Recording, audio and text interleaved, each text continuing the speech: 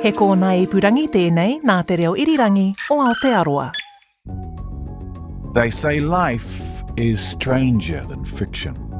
You know, as I say, it's a dream. We'd just love to know. We'd love to know what's going on right now, if we could. But sometimes what we see in movies or read in books is so incredible, it obviously couldn't be possible. Or could it? You can test everything from really simple tests like somebody's blood type to how much iron they have in their blood, to how much oxygen's in their blood, to whether they've got particular hormones, to whether they've got traces of DNA that are connected with particular diseases. These are all the promises, the sorts of things you could get out of somebody's blood. I'm Brian Crump and welcome to Sci Fi, Sci Fact. I'm talking to Duncan McGillivray from the McDiarmid Institute, Principal Investigator, also Professor of Physical Chemistry at Auckland University, about, well, it's actually something that comes out of real life, which was the efforts by Elizabeth Holmes. And they were quite successful for a while, raising hundreds of millions of dollars in capital for an Edison box, something which could perform blood tests on hundreds of different ailments with a tiny prick of blood. Turned out to be a fraud. The protagonist of tonight's topic, before the fall.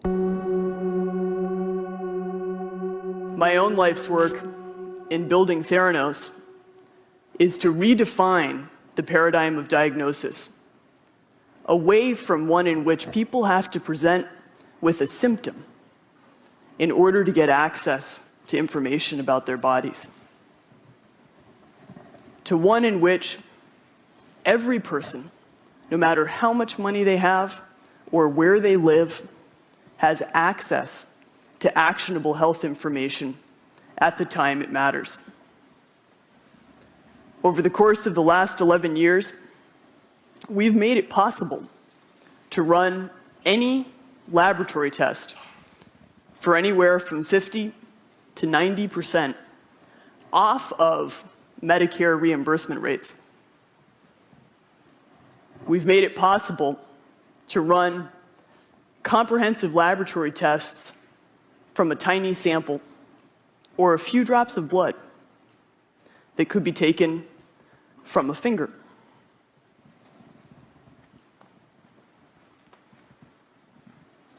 And we've made it possible to eliminate the tubes and tubes of blood that traditionally have to be drawn from an arm and replaced it with the nanotainer. This week's Sci Fi Sci Fact is built around the idea of diagnosis from a single drop of blood. In fact, more than just diagnosis, the whole story of your human genome, just about everything in a drop of blood. It's all a giveaway. And here to tease out the fact behind the fiction is McDiarmid Institute Principal Investigator Duncan McGillivray. He's also Professor of Physical Chemistry at Auckland University. Kia ora, Duncan. Welcome back to Sci Fi Sci Fact. Kia ora, Ryan. Thank you for having me. What got you thinking about tests? The fact that you've been tested recently, or we've all been tested, really. I mean, we do a rat test, most of us. It seems pretty miraculous. It's so quick. Just a little bit of stuff from out of the nasal cavity and a little bit of a solution. And, well, I'm not 100% confident in the rat, but, I know it's better than nothing. 90% is better than 0% or whatever. Partly there's a lot of testing going on, and partly also we've just recently had the Theranos court cases with Elizabeth Holmes in the US. So Elizabeth Holmes, her company Theranos, she founded in 2003, sort of the American ideal. She was a university dropout. She had this idea that a single drop of blood could do hundreds of blood tests, tell this, not quite the story of your life, but tell a lot about you very quickly, very easily. It's a brilliant idea. So you're talking about the fiction and the fact rather than the fact and the fiction. Well, it did turn out, unfortunately, to be mostly fiction. So that was a story that went to be a $10 billion company and make Elizabeth Holmes America's youngest self-made billionaire. But then 10 years later, she's now been convicted of defrauding investors and wire fraud and criminal charges. So, it's an intermingling of fact and fiction. We're actually not too far away in the fact space. Well, the fact that she was able to raise millions of dollars suggests that a lot of people, and maybe even a few people reasonably well qualified to have an opinion on the matter, thought that was plausible. And raised hundreds of millions of dollars, not just millions. Yeah, I mean, it's a fascinating story. It's a real story, a little bit of hype and people sort of not reading deeper than the cover, being swept away with the wonderful idea. There was obviously some fraud involved. As I say, Elizabeth Holmes has been convicted of wire fraud for defrauding investors. So, they had a dream. They had a box that they claimed was doing it. They called the box Edison, apparently named after Thomas Edison, of course, but because he had a quote, "I haven't failed. I've found 10,000 ways that don't work, but it's not a failure." And it's just something we want to be true. I mean, it's been a staple of science fiction for a long time. I mean, you've already talked about this, I think, once in the past, but the tricorder in Star Trek, the idea that you can wave a gadget over somebody and find out all their ailments and identify precisely what you need to fix.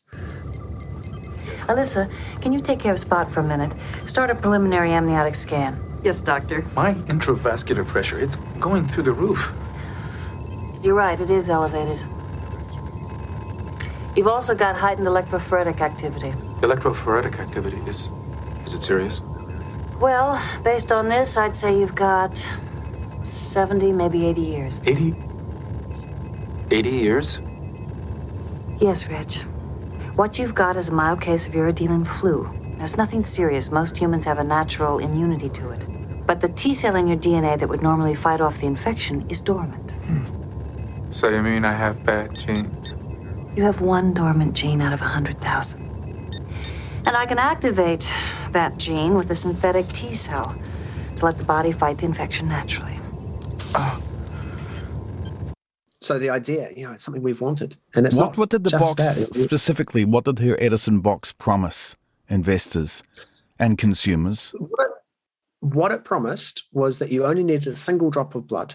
So normally when you go and get a blood test, you get a vial or 2 vials or even multiple vials of blood taken, depending on how many tests you're getting done. And it gets shipped off to a lab and a whole bunch of series of different tests gets done on it. And you get the results in days, sometimes weeks, right? And the promise was a single drop of blood, so no need for a nasty needle in your arm and therefore no need for a special trained, expensive nurse to do it. No terrifying needles. I mean, my son just had a flu vaccine today. And that did not go entirely swimmingly because of the needle. Right. How old's your son, Duncan? He's 6. Okay. He did it in the end. He was very brave. He got there in the end. Oh, well done, Duncan's son. He was not thrilled. So a single drop from a little pinprick at the tip of your finger, get a single drop of blood, and you could run hundreds of tests, and the result would be available in minutes. That was the dream. Tests on what sort of things? Well, so this is part of the secret of why it seems so plausible, because your blood carries all sorts of, all sorts of stuff from all over your body. It carries hormones, it carries ions, it carries waste products, it carries DNA fragments, it carries cells, it carries all sorts of things in there. So, you can test everything from really simple tests like somebody's blood type to how much iron they have in their blood, to how much oxygen's in their blood, to whether they've got particular hormones, to whether they've got traces of DNA that are connected with particular diseases. These are all the promises, the sorts of things you could get out of somebody's blood.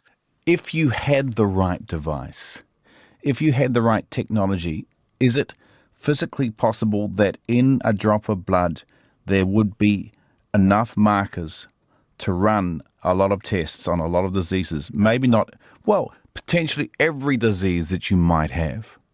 So this is the challenge of scale, right? So there are definitely a number of physical challenges, and probably the simplest, the most basic one is that no 2 drops of blood are identical.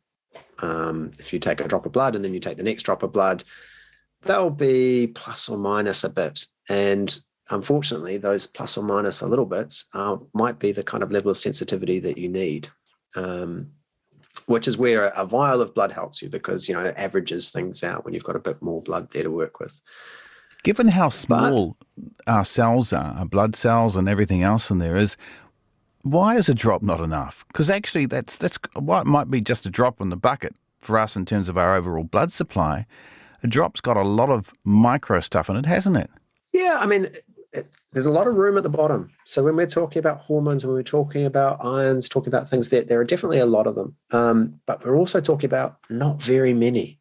So if you're looking, for example, and it does depend on what you're testing for, but if you're looking for a trace of something from a cancer cell, perhaps, in the bloodstream, there might not be very much of it, right? And it's circulating amongst all the blood in all your body. And this one drop out of all the many liters of blood in your body might or might not have very much of it. So it may be there, but only one or two of them. And then it's really becomes a physical challenge of can we detect as little as that? Right. Okay, so then scale it up, as you were starting to say before I rudely interrupted you. What if you've got a test tube and that's still not that much blood? What if it was, a half a test tube or even a quarter of a test tube? Wouldn't that be enough? Well, so already you can get some really amazing things from blood testing. And I think probably an example that really strikes me as just incredible, and it's only about 10 years old, is the non-invasive prenatal testing. So this is the idea that you sample the mother's blood and you can find traces of a pregnant mother's blood. You find traces of the fetus's DNA in that bloodstream, and then you can analyze the fetus's DNA that you've actually got out of the mother's bloodstream to find out whether the fetus has any of the DNA-based diseases that you might be looking for. And you can also tell things like the baby's sex, all from the tiny amount of DNA of the babies that's in the mother's blood. So it's really astonishing, and we can do that already. But what can't we do with a test? What can't we do with a quarter of a test tube? Well, the problem is not so much what you can't do with a quarter of a test tube, it's doing it all that's the problem, because many of the tests are quite destructive. If we take blood type, a nice easy one, the simplest way of testing for blood type is take a portion of blood and see what antibodies it coagulates with, right? So that causes the blood to clot, and if it clots, you've got A, B, O, whatever type of blood. But then that bit of blood is used, and we can't use it for something else. Or you have some other chemical reaction with the blood, or you bind it to an antibody. Okay, the antibody detects something in the blood, you get that antibody, and then you measure that. But again, in doing all of these tests, you're using up a bit of the blood. So to do hundreds of tests, we're back at this problem that actually that quarter of a test tube, plenty for one test, but to do hundreds of tests, you're dividing it into 100 pieces. And so that adds a whole set of new challenges. Now, not all tests are destructive, so we might be able to work around that, but that is part of the challenge. What about using our blood to tell us about things in our DNA? Or maybe as a way of linking our DNA with some other event, which, we already do in terms of crime forensics these days, but using our blood test even more, that is even more accurate than already what we have now. Yeah, I mean, we've come a long way with sequencing the human genome, so we know a lot about what parts of DNA and what sort of genetic diseases might be there. One of the challenges, sequencing the human genome was a multi-year, multi-billion-dollar effort, but we've now got it so that we can sequence DNA a lot faster and a lot easier. Another science fiction story is Gattaca in 1997. I don't know if you saw that movie, but I love that movie. I remember the shorts, but I didn't go and see it. But I do remember it coming out. You're a godchild. But we do have one thing in common. Only I don't have 20 or 30 years left in mine. Mine is already 10,000 beats overdue. It's not possible. You are the authority on what is not possible. Aren't you, Irene? They have got you looking so hard for any flaw that after a while, that's all that you see. For whatever it's worth, I'm here to tell you that it is possible. It is possible.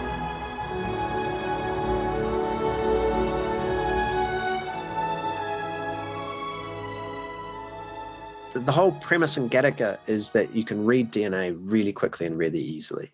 So quickly, in fact, that you put your finger and get a drop of blood and it reads your DNA sequence, and you can use it as a front door key effectively, or as a turnstile key. It reads it so fast it opens the door. And it kind of takes that idea of the non-invasive prenatal testing, where you can find out about the DNA of your baby before it's born. It takes it to the next level, because then there's all sorts of ethical questions around that. Because if you could tell that maybe your baby's going to have a predilection towards heart attacks, or isn't going to be that fast a runner, or maybe is going to have a shorter lifespan than average for all sorts of reasons, or maybe even is going to have the wrong eye color. You could start doing selective things like that. You could start choosing, getting designer babies. And so this was the idea of Gattaca, is that the world has gone all the way down that pathway, and we've got designer babies, and we've got people with perfect DNA because they've been designed that way. And then you've got the occasional parents who just have a natural baby who might not be perfect. And they use these blood drops to read DNA really quickly to tell whether you're a designed child or whether you're a natural one. And essentially society gets segregated because of that. People don't want to employ somebody who might have a heart attack on the job. And in particular, this is a story of a guy who was a natural birth, who wanted to be an astronaut. And every time they took a blood sample, they said, oh, no, you've got a chance of a heart disease, so we're not going to take you into space. Too risky. It's a fascinating idea. Single drop of blood, read your DNA really quickly, and from that tell things like predilection to heart disease. How would that affect your insurance policies, right? If we could do that sort of thing. Well, we're on the cusp, if not already there in that aspect, aren't we? Yeah, well, I don't know. And it's just such an ethical minefield, the idea of what it is fair to judge people on, which they have no control over, and whether we want to go down this pathway of designing children. It seems icky to me, to be honest, the idea of designing your child, but it's not a simple question. But it all comes from this idea that we can read DNA really quickly, right? Is there a similar issue with actually doing that really quickly in real life? Because at the moment we can't put our finger on something and it tells us exactly what our entire DNA sequence might be for me as an individual. Is it also an issue in terms of you destroy the blood in order to do DNA tests? Is it similar to the problem you were talking about before? Yeah, at the moment, that's exactly what it involves. To do the sort of the PCR, the DNA amplification, what you're doing is you're taking a tiny amount and you're amplifying it again and again and again and again until you've got large amounts that you can read. But of course, you're well away from the original blood by the time you get to the end. I mean, there's other tests that your blood is kind of 50% liquid and 50% cells. And many tests separate the cells out from the liquid. That's the first thing they do. So you're either testing the cells or you're testing the liquid, but you're probably not testing both. These are the sorts of destructive things that you could end up doing. But there are also equivalents of this in science fiction and also in some video games, Duncan, like the symptomatic. Is that from the video game world? Yeah, exactly. I mean, it's just this, as I said, it's a really attractive idea. The symptomatic comes from the Fallout series of games. Just the idea that you could step into a booth and get these diagnostics of things that might be wrong with you, which is then coupled, of course, with miracle cures for anything that might be wrong with you. So you can get on with the game in a short period of time, rather than, you can't imagine playing a computer game, going to hospital and saying, we'll let you know in a couple of weeks when your results get back. As I say, it's a dream. We'd just love to know. We'd love to know what's going on right now, if we could. And the other thing, as you pointed out, Duncan, is some of us would rather not have blood removed. The idea of blood coming out of us is a bit, makes us feel a bit icky, some of us. And there are some technologies that we're working on now which allow you to take it or check out our blood without actually removing any blood from our bodies? There are ways of looking at your blood. So it depends what sort of test you're doing. Something as simple as a pulse oximeter is looking at your blood without taking it out of your body. by just looking at the color of the blood. When your blood's got oxygen in it, it's bright red. When your blood doesn't have oxygen in it, it's sort of a dark blue color. So, very simply by looking at the color of your blood, you can tell how much oxygen you've got in there. And that's the sort of thing that people have been doing quite a bit recently for COVID, just to see if you've got any oxygen in your blood. If you don't, it's a bad sign. But trying to work with just those tiny amounts of blood, that's where the interesting stuff is. I think we're always going to have to get the blood out of your body. There are some measurements that actually are starting to look at sweat rather than blood to see what sort of markers you might have in your sweat. Yeah, it's interesting. It's interesting you mentioned that, Duncan, because I was thinking earlier about, I think some breeds of dogs are used to pick up when somebody maybe who is a diabetic needs their insulin or some other issue that they might be having before they realize that they have that issue, which suggests that something is coming out of the human body which the dog senses that the human doesn't sense, which suggests that must be, if a dog can do it with a nose, then maybe a human designed machine could too. Absolutely. And we've got the artificial noses trying to do the same sorts of things. Dogs are very, very good, though. We've not got anything as good as a mammalian dog nose. Yes, and that could very well be something in your sweat. So there's all sorts of biomarkers that might be in sweat. So the question might be finding what we can find out from sweat. Also breath. Yes. You can exhale things, and that's another thing that dogs are very good at detecting. That tiny, tiny traces that might come out in your breath. All of these technologies, they're all down, because we're talking about very, very small amounts of whatever it is you're trying to detect. We're really talking about down at the molecular level, trying to sense things at a molecular level. And this is a combination of different technologies to get down to that really, really small molecular. Microfluidics that deals with, if you've got a tiny drop of blood, getting it to the right places, putting it on tiny, tiny sensors. You need perfectly coated materials, sensors that are evenly distributed and carry just the right stuff.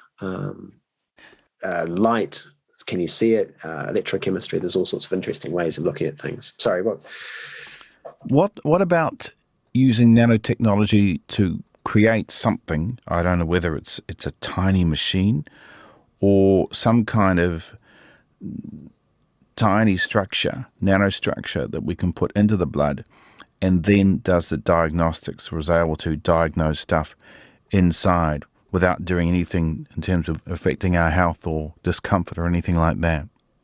And that's another sort of trope of science fiction, actually, is the idea that you have a little robot swimming around in your blood and emitting signals out that you could read with the sensor outside. Duncan, do you remember I think it was called Incredible Voyage. Do you remember that? You are listening to the sound of a completely new screen experience, a startling new kind of excitement. As 20th Century Fox plunges you into the most incredible adventure that man could ever achieve.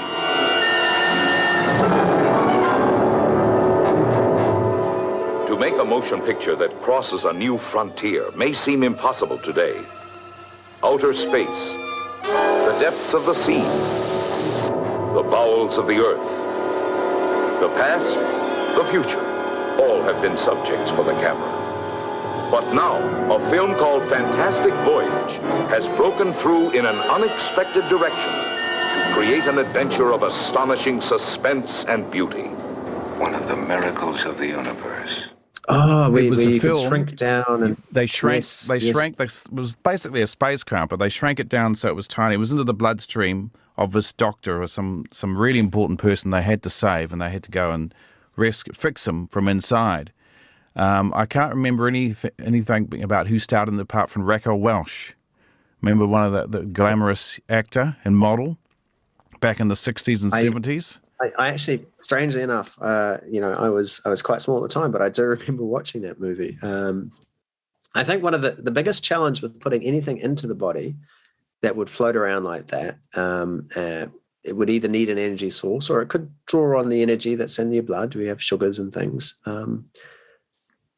But around that nano size that would be big enough to contain enough information is pretty much bang on what your body is trained to detect as a foreigner and get rid of.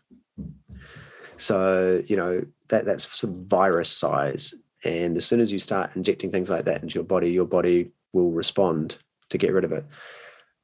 Not to say that it can't happen. We might design things that last not very long before they get shut down by the body, and that might be enough. But yeah, that is actually an idea that others have been looking at, the idea of trying to think of how we might get a machine that could do that, but it would have to be very simple. Once you're down at that sort of size level, you're not going to have highly complicated ways of analyzing things. So if you really want to run that full set of measurements, you're still going to need, I think, to draw a sample. And then the question becomes, well, how much do you need? Duncan, do you think Elizabeth Holmes's Edison box was always the stuff of imagination, or was she just imagining this a little bit too soon, maybe a decade or two or three? I think the idea is very plausible. I think there was no problem with the idea, and I think that's probably why it got so far. The execution of the idea that was in Theranos, I don't know the details of how they were trying to do it. It is clearly a really hard challenge, but people are getting there. Maybe not hundreds of tests in a single drop of blood, but multiple tests from single drops of blood. How do we get around that problem of when you use something to just create more DNA in the PCR test, that it makes that means that sample's gone, you can't use it again? Is there a way around that problem? Yeah, there is. And actually, interestingly enough, this is, so you said, can we invent really small machines? One of the things to remember is that nature already has lots of really good, really small machines.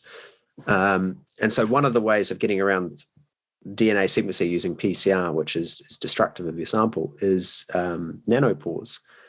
So nanopores are precisely controlled holes, that's the pore part, at which the DNA could flow through, particularly if it's under electric current that's sort of pulling it through. And when it goes through the hole, it blocks the hole. And each of the different bases is a slightly different size, and it blocks the hole just a slightly different amount, which with really sensitive electrochemistry, we can measure the differences in the blockages and we can read the DNA. And it just, as long as it takes a single strand of DNA to go through a hole, which is not very long because they're very small molecules and it's not very far it's traveling. But we're already having some real success on that. I mean, some of the challenges are having holes that we know exactly what the size is. But that's where nature is really good. One of the weapons that bacteria use is they produce these proteins that are designed to just punch holes in things. They come up to a cell and they punch a hole in it, and what's in the cell just falls out naturally. So if we could get some of those, alpha hemolysin is one of them. It comes from Staph aureus bacteria. We can get that protein. We can take that protein, which is a perfectly shaped hole, put it into a structure of our control, maybe even mutate it a little bit if we want it to be just so, and start using it. And that's already happening. Nanopores in a box, a small handheld box that can deal with a drop of blood and give you maybe diagnostics for 100 or so ailments or DNA tests? Well, it's not there yet, but the building blocks are sort of on their way. There's a New Zealand company actually that does stuff with nanopores. It doesn't use those protein nanopores. It actually produces finely controlled holes, very, very, very well controlled holes, which then they can then resize. That's Izon. It's a New Zealand startup for measuring all sorts of things. So, yeah, I think that the building blocks are there, but there's a lot of technical challenges to solve along the way. Thanks for listening to this episode of Sci Fi, Sci Fact, hosted by me, Brian Crump, produced by Andrew Robertson, and of course, made possible thanks to the incredible knowledge of those brilliant scientists at the McDiarmid Institute. You can find more episodes of Sci Fi, Sci Fact on the RNZ podcast page, RNZ's podcasts are also available on Apple Podcasts, Spotify and iHeartRadio, or pretty much wherever you find your podcasts. And make sure to follow us so you don't miss out on any new episodes.